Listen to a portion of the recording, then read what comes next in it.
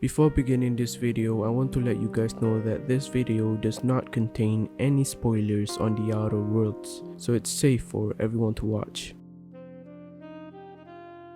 The Outer Worlds is a game that I never really expected myself to enjoy as much as I did. I mean, I didn't even buy it. My cousin recommended it to me and I borrowed the disc from him. I didn't really expect much since I haven't heard people talking much about it.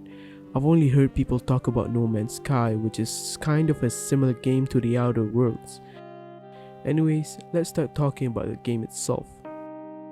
The Outer Worlds, an action RPG video game developed by Obsidian Entertainment, was released on October 2019 for the PlayStation 4, PC, and Xbox One.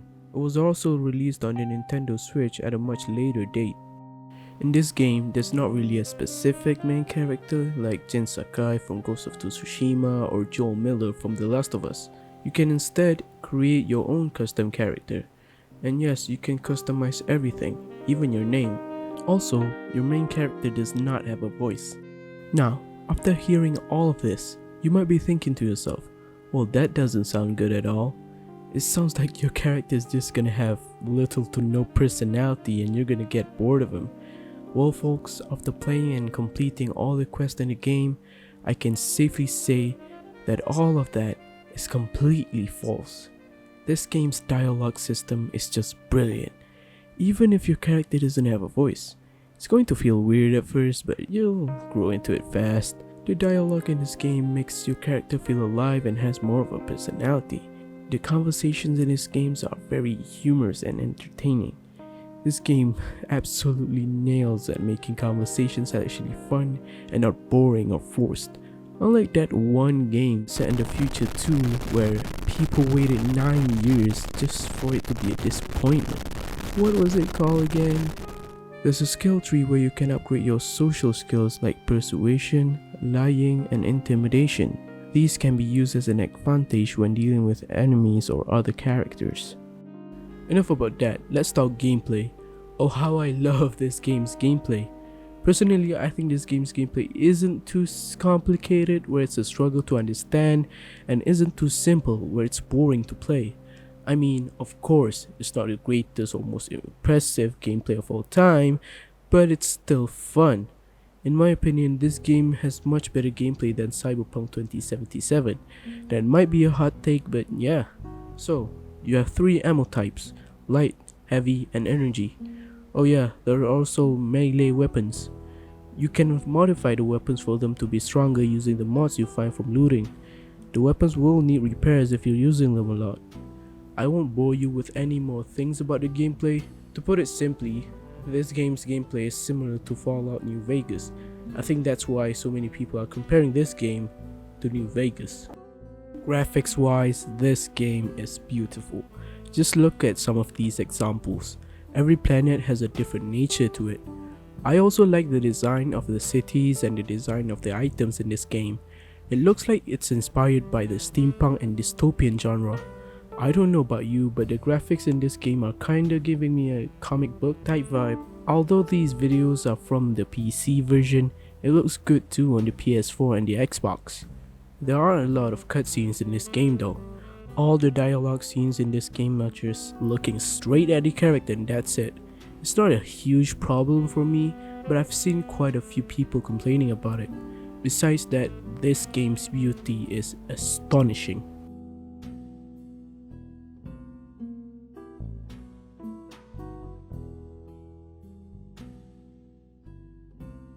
The story is great. I love the lore of this game so much.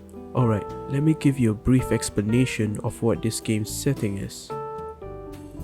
The year is 2355 and a mad scientist named Phineas Walls discovers a colony ship, the Hope, drifting on the outskirts of the Halcyon system. Halcyon is a solar system in which the game is set in. The Hope's colonists were put into stasis for them to travel from the Earth to Halcyon. Only a small crew of 24 would stay awake and guard the ship. Long story short, the small crew died caused of starvation and the rest of the crew will remain in stasis if nobody gets them out.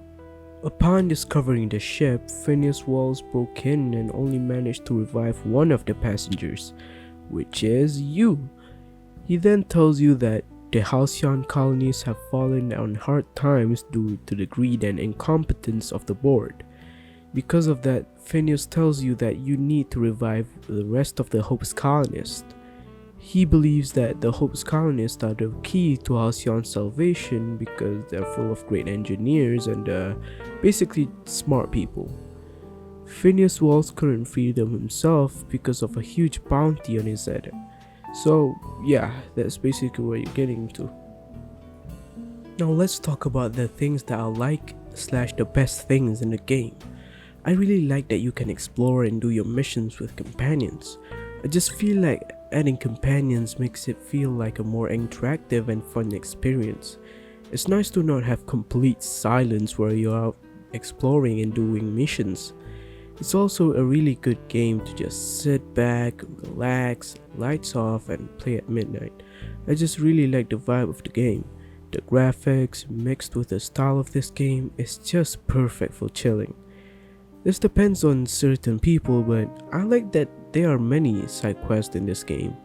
Why? Because every single side quest in this game is different. It has its own different story, different people, and different stuff to do. Not a lot of games manage to make the side quests feel like they're not all the same. Every side quest has its own story and lore, and I find it interesting to discover it. The last thing I'll mention is, and I think I mentioned this before, but the game is so funny and full of humor. You can kill every single NPC in this game except for your ship members. Yeah, every single NPC. Doesn't matter if they have a side quest for you or you are doing a side quest for them. You can pretty much game end them whenever you want. The developers obviously added this feature just because they want to make the game funny, or I guess goofier, if that's even a word, goofier. The conversations are funny as hell. I've never had more fun interacting with the conversations in a video game more than this game. Well, except Detroit Become Human, but yeah. So, do I recommend you buy and play this game?